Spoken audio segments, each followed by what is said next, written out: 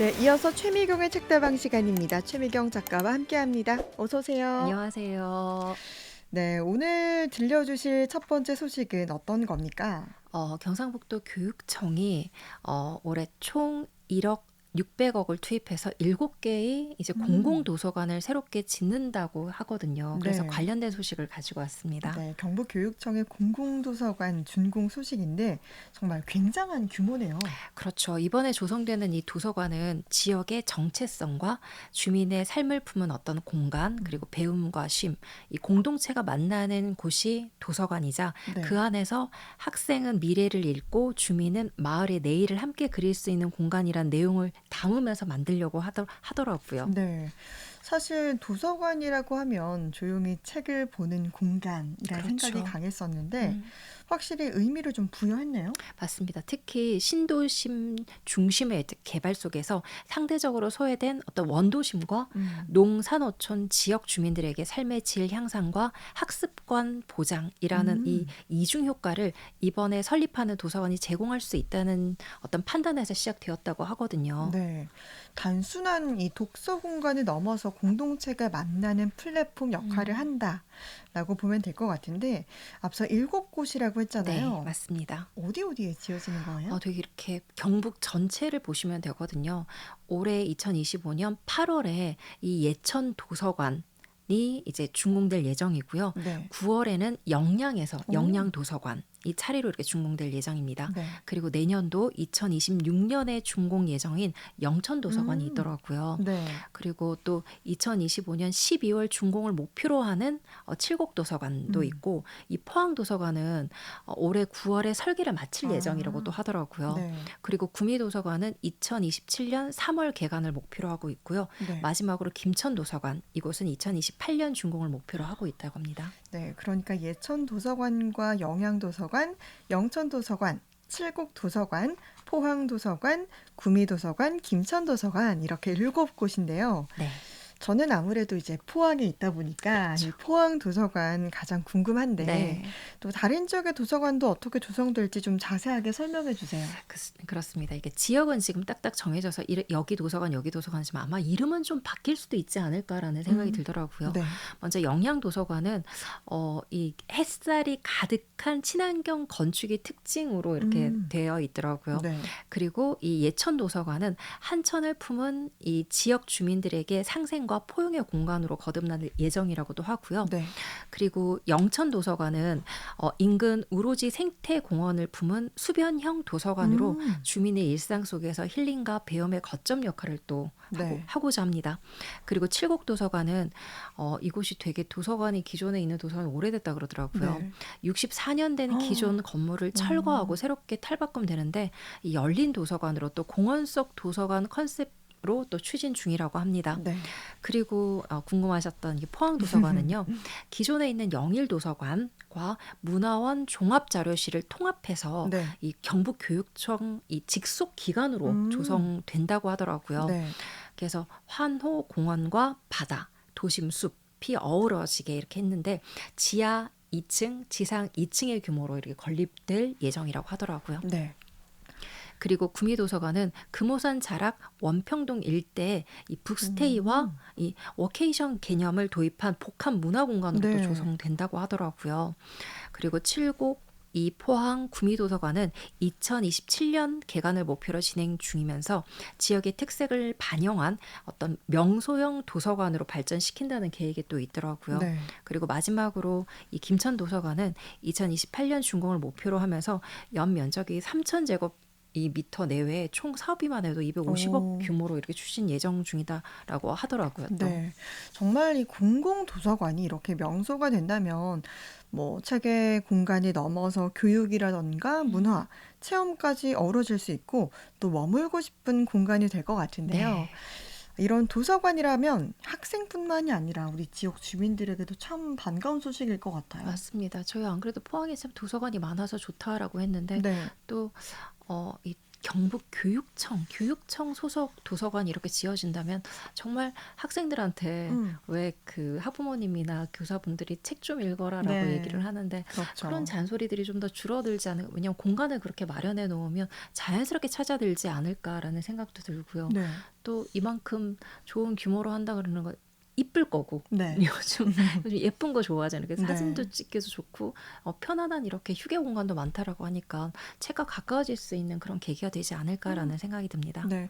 또 저희가 뭐 도서관에서 하는 프로그램들도 많이 소개해 주고 있잖아요. 맞아요. 또 도서관이 생기면 그런 프로그램도 더 많이 생기지 그렇겠죠. 않을까 그렇겠죠. 싶고 네.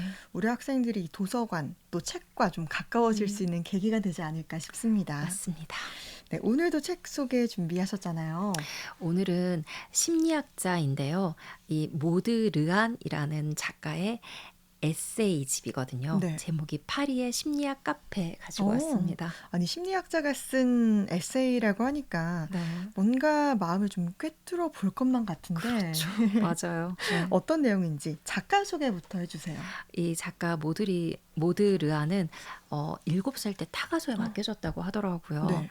그곳에서 되게 이제 굳은 일을 도맡아 하는, 왜 우리 흔히 착한 아이 있잖아요. 이 착한 아이로 이렇게 자라났다는데 정말 어떤 아이였냐면 혼자 있을 때조차 마음껏 울지 못하고 마음이 아픈 줄도 모른 채 그저 막 열심히 살아가는 그런 아이였대요. 학생이었대요.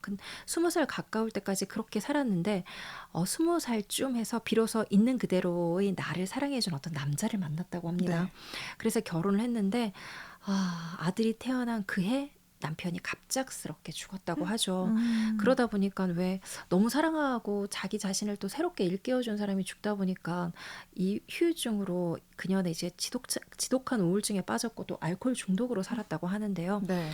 그러다가 이제 어린 아들이 있으니까 아들을 보면서 이렇게 살아서는 안 되겠다는 마음을 먹고 48살에 네. 하던 일을 전부 다 정리하고 심리학 공부를 해서 심리학 카페를 열었다고 하죠. 48의 새로운 일에 도전한다는 게 사실 쉽지 않을 것 같은데 그러니까요. 네. 특히 심리학 공부를 해서 선생님이 된 게 아니라 심리학 카페를 열다. 정말 맞아요. 좀 독특하잖아요. 그렇죠. 맞아요. 그러면 이 책은 네. 그러면 그 심리학 카페에서 만난 사람들의 이야기를 좀 담은 책인가요? 맞습니다. 그녀는 매주 목요일 저녁 7시에 파리 바스티유의 한 지하 카페에서 누구나 자신의 이야기를 털어놓을 수 있는 그런 어떤 공간을 마련하면서 그 공간에 심리학 카페를 열고 네. 그곳에서 18년간 이렇게 운영을 했다 그러더라고요. 그래서 그 카페 어떤 횟수만 해도 916회 의 카페는 그런 이렇게 모임을 계속 이렇게 진행을 했다고 하죠. 와, 18년 동안 이렇게 900여 차례의 사람들을 네. 만났다라는 거 정말 많은 사람들을 만났네요. 그쵸. 여기서 만난 사람만 한 5만여 명이 된다 그러는데 네. 이 책에는 그 만났던 사람들이 이제 상처 입은 영혼을 위로하며 깨달은 그들의 일이나 어떤 사랑이나 인간관계에 대해서 29가지 심리학 조언을 이렇게 나눠가지고 다양한 실제 사례랑 함께 담겨 있더라고요. 네. 이래서 저자는 이 세상 모든 사람을 만족시킬 수는 없다면서 모두에게 좋은 사람이 아닌 그저 당신에게 좋은 사람이 되라고 이 책에서 또 이야기를 하고 있죠. 모두에게 좋은 사람이 아니라 당신에게 좋은 사람이 되라. 정말 이 시대에 가장 좀 필요한 말인 것 같아요. 그렇죠. 근데 네. 너무 어렵지 않아요? 맞아요. 네. 너무 어려운 것도 사실이죠. 왜냐면 우린 되게 눈치 보면서 살잖아요. 그래서 그 부분을 잠깐 살펴보면 작가가 몇 해 전에 어떤 부인의 집에 초대를 받았다라는 이야기로 시작되더라고요. 네. 처음엔 이제 음식이 되게 멋지고 되게 이렇게 정성스럽게 차려 있어서 그 부인은 또 너무 감사하다, 너무 맛있다 막 이러겠는데 이 부인이 되게 기분 좋아가지고 다음번에 꼭 다시 한번 초대하겠다라고 했는데 그 두 번째 초대에서는 그 왜 음식에 대한 이야기보다는 그 전체적인 어떤 분위기, 어떤 주제가 있었게 진중한 주제가 있어서 그 부인한테 그런 감사의 마음, 물론 맛있게 먹지만 처음보다는 약간 못 미치게 얘기를 했던가 봐요. 그러니까 부인이 같이 있는 도중에 시간이 지날수록 계속 표정이 안 좋아져가지고 왜인가 혼자 상상해보다가 이렇게 이 작가가 생각한 게 이 부인한테 인정 욕구가 숨어 있구나. 이 충분히 인정을 받기 위해서 이렇게 준비를 했는데 거기에 상응하지 못하는 어떤 게 오니까 네. 이 부인이 이러는구나 라고 하면서 우리는 왜 타인의 인정과 칭찬에 매달리는가에 대해서 이야기를 하거든요. 네. 특히 인정 욕구. 그쵸. 사실은 뭐 모두가 칭찬 잘했다라고 하면 좋잖아요. 너무 좋죠. 칭찬 받으면 너무 맞아요. 좋으니까. 네. 그런 것 같아요. 네. 그래서 이 남을 위해서 어떤 일을 했을 때는 누구나 좀 거기에 딱 맞는 칭찬을 듣고 싶어 하는데 그래서 상대방이 이제 기대에 부응하지 않는 반응이 나오면 되게 우리가 서운해하고 맞아요. 섭섭해하잖아요. 맞아요. 그래서 작가는 많은 사람들을 만나면서 이야기를 듣는 동안 음. 타인의 욕망을 자신 것으로 이제 착각하면서 하는 사람들이 되게 음. 많다는 것을 알았다고 하거든요. 네. 다시 말해서 자신의 인생을 살아왔다고는 생각을 하지만 실은 다른 사람의 어떤 기대와 인정에 부응하기 위해서 살아가는 거라고 또 이야기를 하더라고요. 네, 정말 듣고 보니까 그런 것 같습니다. 이제 내가 하고 싶은 대로가 아니라 사람들이 나에게 원하는 거, 이제 바라는 게 뭔지를 좀 생각하고 그거에 맞춰서 좀 살아가려고 하는 것 같아요. 맞아요. 네. 근데 그러다 보면은 좀 때로 지치기도 그렇죠. 하잖아요. 네. 그 부분을 좀 들어봤으면 네. 좋겠습니다. 공부가 힘들어도 솔직하게 말하지 못하고 남에게 도움을 청하는 법도 잊고 살았습니다. 그저 이렇게 살아서는 안 되겠다는 생각이 들었습니다. 달콤한 칭찬 한마디를 듣기 위해 쉼없이 달려가는 인생은 제가 원하던 게 아니었으니까요. 그래도 고래도 춤추게 한다는 칭찬이 무조건 좋은 것만은 아닙니다. 오히려 칭찬은 상대에게 엄청난 부담을 안겨주기도 합니다. 칭찬을 들은 사람은 혹시라도 상대의 기대에 못 미칠까봐 어떤 수를 쓰더라도 그를 실망시키지 않기 위해 노력합니다. 이럴 때 칭찬은 판단이자 통제 수단이 됩니다. 그럴 의도가 아니었다고 해도 칭찬을 통해 자신의 기대를 상대에게 강요하게 되기도 하니까요. 누군가가 원하는 일을 했을 때에만 주어지는 칭찬은 진정한 칭찬이 아닙니다. 앞서 말했듯 그건 통제 수단에 불과합니다. 진정한 칭찬은 당신의 존재 가치를 인정해주고 더욱 눈부신 앞을 향해 나아가게끔 북돋아주는 응원입니다. 진정한 칭찬은 고래를 편안한 동물원에 가두기 위해 주는 작은 보상이 아니라 넓고 푸른 바다에서 마음껏 헤엄치게 하는 격려입니다. 그러니 다른 사람의 인정이나 칭찬에 너무 매달리지 마세요. 그저 하고 싶은 일을 하면서 앞으로 나아가세요. 자꾸만 흔들리겠지만 그럴 땐 내가 나를 칭찬해주면 됩니다.